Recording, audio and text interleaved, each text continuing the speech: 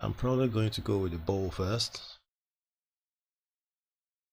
And ultimately, later in this video, you realize that I saw rebuild everything from scratch really. So I'm going to export the bowl. I need to rename it because I need to start getting that's one of the things I observed later after building a model, that I needed to have named them properly. So I'm going to name this, give it a name that I can refer to later when I want to export it. And then I'm going to put it in its own collection. This can change later if I need to, so I'll just create a collection, drop it there, and next is to export this to Blender. So I'll just go get the folder where Blender has a mesh bit in place.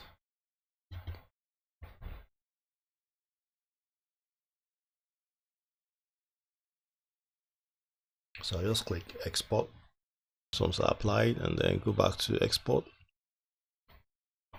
and select mesh and select object. Make sure I select the folder and probably create a folder, separate folder for bowl items. Bowl items, and then go into that folder and put this mesh.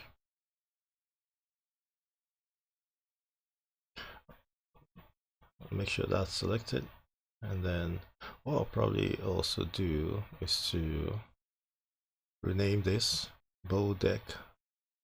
Yeah, and then go into Unity and drag that into shape parent under bowl items, shape parent, and it drops in there. So what you'll see that there's a transparent bit there. Unity does not like to see the opposite side of the normal, so I have to apply a modifier. This time it's solidify modifier to sort of thicken the width or the walls of the bowl. So I need to go back into Blender and go into the modifiers. So it has a few modifiers there. I'm just going to add in the solidify modifier.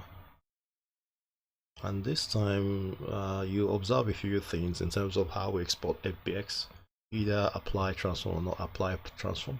So it looks that way because the surfaces are too close. When you move closer, it seems to clear out, but I'll probably make a modification to this solidify modifier and make it even thickness and probably increase the thickness as well. And then do an export. I'll save and then export FBX. Now the same name, mesh, select object. Now I'm going to click on apply transform. Let's see what that looks like. You see, and what you see is it's gone from that location. It's supposed to be there actually because it's still in the same. So I'm going to search for where it is. And same. I'll probably go back to Blender and see where that properly exported. So I'm going to try to export again, and this time not click the apply transform. Select the same object, export, and when we're going to Blender, when we're going to Unity rather, it drops in there. You can see the wall now. The solidify modifier makes sure that the walls are not transparent. So that's how you actually address objects within Unity, to make sure you don't have transparent walls. But the concern now is that the fact that we clicked on apply transform and it so dropped it somewhere else, that issue will affect our flow. So but what I'll do next is to export the surface, make sure that the transforms are applied as well. Then later we'll export the anchor port there, anchor position or anchor slot. I'll name this bowl deck surface and then put in a collection. I'll probably just select a collection or just use a new one. Later I can move it around. What's important is that the names are consistent, so I can always refer to them later. So I'll export FBX I'm going to export. Note that, so that's bow, deck, surface, and then note that I haven't selected the apply transform, and I go into Unity